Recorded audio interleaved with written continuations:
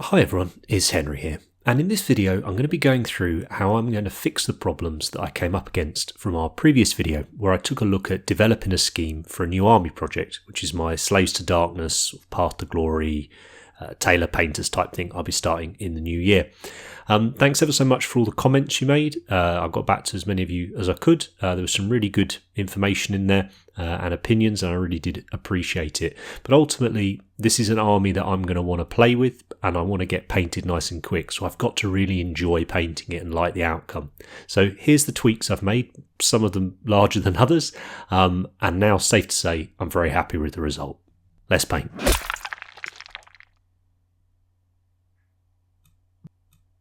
So the major problem I had with the first scheme was it was too dark. It was murky, the model was not clearly defined, and it all just looked like this homogeneous mess that I might as well have just sprayed that colour to start with and not bothered with all of the other steps that I did. And largely that was due to the enamel wash I did at the end of it, but as I say, I'll talk about that more in the previous video. Now I wanted to stick with a grey, but I thought it's time to change it. I need to go much brighter. So I pulled out all the grey paints I have, going through them all, and I came upon a couple of Tamiya paints. So I've thinned these probably 3 or 4 drops of thinner to paint. I'm using Tamiya X20A thinner. For this project, I've used the Kiev Infinity by Harder and Steenbeck, which has got a 0.2mm needle nozzle in it, and I'm using it about 25 to 30 psi. So to start with, I gave the model a base coat of khaki drab, which is this XF51 on the left. Now, it's very green, but it is just about grey. And then I'm highlighting it with a 50-50 mix of JN grey and the khaki drab. Again, this mixture is thinned about 4 drops of thinner to paint. I'm going for a fairly simple highlight. So from above, the areas that will most likely to catch the light, I'm going to try and hit with the lighter paint, and where we've got a real significant change in directions, like those sharp edges like he's got on his forearm there and his knee, we'll accentuate that by being quite dramatic with the light being one side and dark being the other.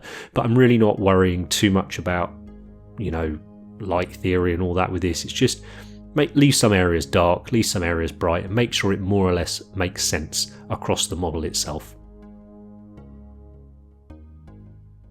So here's the base that we're going to work from. Now at this stage it's too green, so we need to play around with it, and one of my favourite ways of tweaking the models and tweaking the colour that's on them, certainly over the last few months, is to using oil paints, little dots of oil paints, and using them like a filter.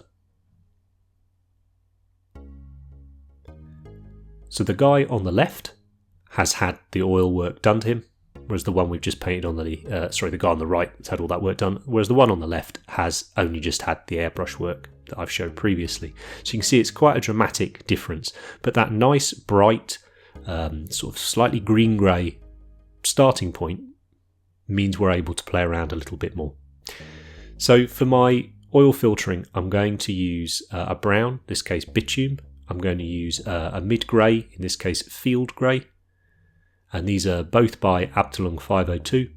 So they're a fast-drying oil paint, and the big benefit of this range, I highlight their light grey, the big benefit of this range, other than the fact that they do dry quicker, slightly less oil in them and they've got some additives in them, is that the range of colours is much more applicable and ready to go for those of us that are painting sort of wargaming miniatures. You're not having to mix up your own stuff from primary colours and stuff like that. And I've got a little dish there of mineral spirits just to clean my brush in between. For my brushes, I just want one with a point and then a smooshing brush. This one's called a filbert. It's just what I like to use. It's very soft. That's all you're looking for. So I'm going to take the middle grey colour and sort of blob this all over. Now this isn't true dot filtering like I would do on a tank or something like that. It's a little bit messier than that, but it sort of has to be because this is an army project. Now, I've come unstuck in the past where I have done too good a paint job, in my opinion, to get the army project finished. So I've loved painting the model, but then the thought of doing all of the models is overwhelming and the project simply doesn't get done. There's the other side where you do all of this and then you go to the gaming club to play with it and you're playing under crap lighting and chucking the models around. They're going to get damaged, not going to get seen as much, and it feels like maybe that work was a little bit wasted. And the primary goal for this project is to get a painted Age of Sigmar army so I can play the game, enjoy going on the tournament scene, and just have a laugh, and also be able to add units into it as time goes on easily. So it needs to be simple. So I need to consider what, if any, of the steps I do are quite involved. Now I would consider this quite involved, but the majority of my army is going to be warriors or chosen or knights, things like that. So there's going to be a lot of armour on them. So I don't mind spending the time on the armour.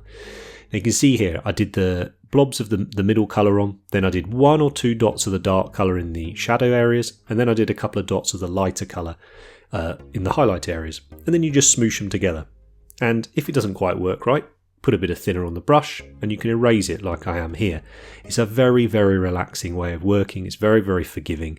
And once you sort of, I mean, ideally I should have done this on the back of his leg or something as the first one, right? Get my eye in and be good to go. But the forearm felt like such an obvious place to do it on. I did, but it wasn't quite right. So it just needed a bit of fettling around to get it where we want it. But that's the nice thing with oils. You can erase, you can go again, you can ever so slightly tweak them. So we'll do it on the kneecap here. You see I've already lost the point on this brush, which is a real pain. Ideally find yourself a little one with a point that will keep its point anyway. And then we smush them together. You can see with this one, I've got very little cleanup that I need to do. I've got some nice areas of light, some nice areas of dark. But what this is also doing as I'm moving the brush around randomly is creating little scratches, little dashes of colour, texture basically. Not physical texture, but texture on the armour, which is making it look interesting. So once it's dried off, and it dries off very quickly, it's fast drying oil. I was just using normal mineral spirits, so I left it for maybe 10-15 minutes, had a cup of tea, got a hairdryer on it, and this is the next step. I'm covering the model with gloss varnish. Now I'm using polyurethane gloss here. Use whatever gloss you like. I'm using the airbrush for this. Obviously, you don't need to use an airbrush for this. You could rattle can your base grey and then use rattle can varnishes and you're fine. It's the oil work that's really doing the work on this model. Now I want to create a pin wash. And for this, I'm using Starship Filth, which as you can see is this nice dark grey colour. It's got a bit more colour in it than just a sort of neutral darker grey, which is perfect for this scheme. And now create the wash using mineral spirits and we just start to pin wash it in. And I've done a whole video on panel lining which I'll link up in the top. I just wanted to take a sec to say thank you very much to the support that you guys are showing us over here, but particularly over on Patreon.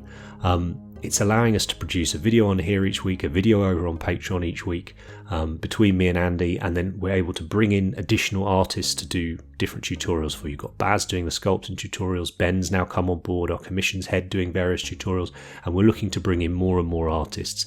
We wouldn't be able to do any of that without the support you guys are giving us over there. We hugely, hugely appreciate it, and I hope you're enjoying the content that's coming out. We're certainly enjoying making it.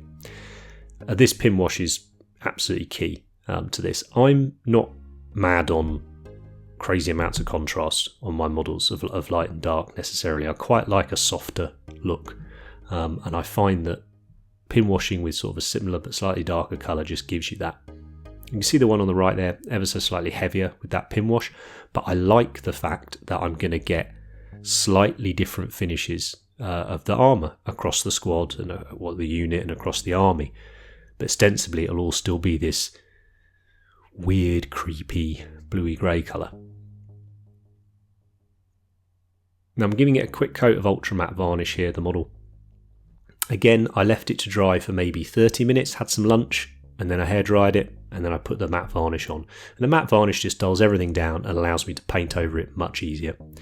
Now for the purple parts, I went into that in my previous video while I was doing it all, so if you want to see how I've painted it, that's in the previous one, but the paints I've chosen are German Camo Black Brown, Barracknard Burgundy and Rackar Flesh. That's because they've all got a little bit of purple to them, which will help reinforce that Bellacore theme that I want to do with the army. Now I've painted in the other matte parts of the model, so like the bone parts, the black leather, things like that. Again, we addressed those in the previous video. But I'm really happy in that we knew purple and green ostensibly were going to work well together. What we've done here is slightly change where those are on the model. Now you'll notice I've moved straight on to the armour trim here. I'm using Burnt Iron by Metal Colour Series by Vallejo. I'm not blacking it out first because I'm going to use a wash on it. I'm still not convinced whether I like it or not. I'm so used to blacking things out before I put metal on them, but actually for a time saving thing, I don't think the extra time spent was worth it when I did a test miniature when I blacked it out. You'll notice I haven't done any chipping on the armour. That was one of the big decisions to save time, so I really want to get some grime and stuff in there to show it's been lived in. Now I'm going to wash the metal with a 50-50 mix of this track wash and this Starship streaking. So these are enamel washes. Now enamels will give you a slightly different finish to oils, but all I'd say is pick up a brown enamel and have a play with it and see if you enjoy it. If you do, great. If you don't, stick to oils and you can't go wrong. I enjoy using both. And for here I'm doing quite a liberal wash, but what I tried to do was I touched the brush to the metal trim, and then as the paint would flood off, it would generally just stick to the trim and the sort of the gap between the trim and the flat of the armour panel. I was trying not to get too much of it on the flats of the armour panels because I didn't want to filter them. I didn't want to change the colour on them too much. And if you do, it's very easy to clean up. You see I'm doing it here. I've just got a dry brush. I'm just moving it away, just shoving it back into the corners. A little bit of it on there looks fantastic because it's just a dirty, grimy, grungy colour. So we can use that as a little bit of weathering. But I want that grey-blue to really, stand out. So I didn't want to dull it down too much. And here the enamel wash has dried off.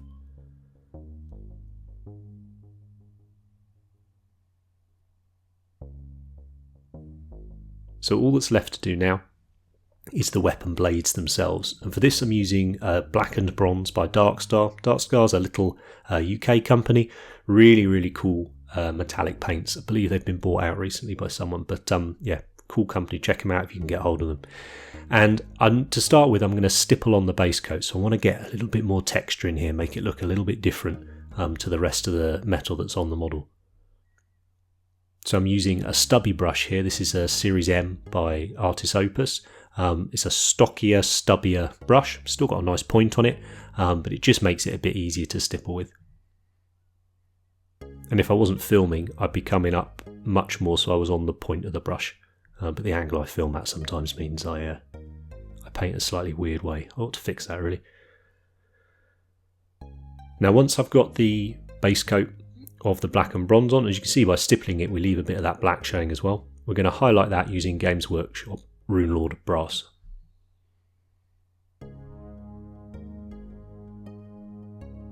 And I'm trying to leave areas of dark on here, so you see where the, what's it called? Is it the beard of the axe? The sharp bit, where you've got that little curve up towards the flat plate. I tried to leave that dark. And now I'm going to give a really heavy wash of a mixture of Agrax Earthshade and Pterodon Turquoise contrast paint.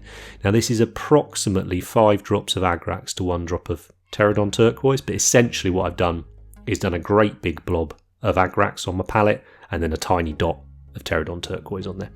And then I do a very heavy wash. And by having the contrast in there, it means I can move this paint around a little bit more. It's not just the colour. And I'm really going to try and encourage it to sit and pool on those areas that I want to bring much more of that dark colour to, add a bit of that dramatic contrast.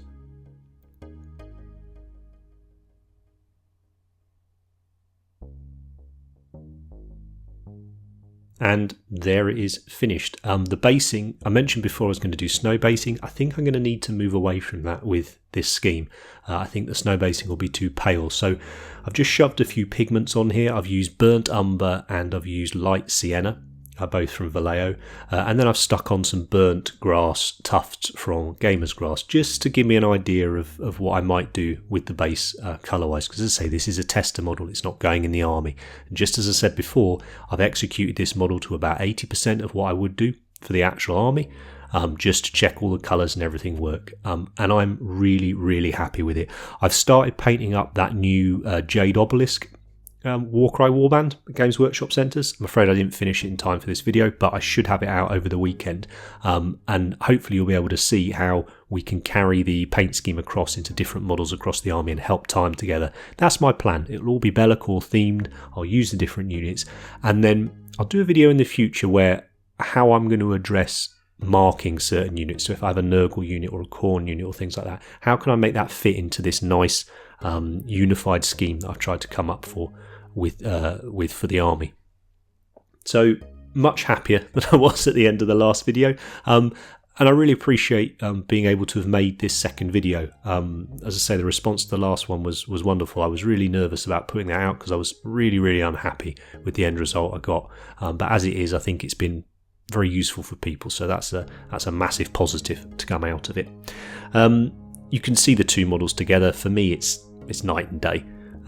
It's definitely the way to go. But what you can also see is I've used the same colours mostly across both, so they would fit together. So if I wanted to do a unit in there with a darker armour colour, it could still work and look pretty cool. So thanks ever so much for watching. If you've enjoyed the video, give it a thumbs up, subscribe if you're not already. If you've got any questions, pop them down in the comments and I'll get back to you as soon as I'm able to. Thanks ever so much for the support, and I'll see you next time.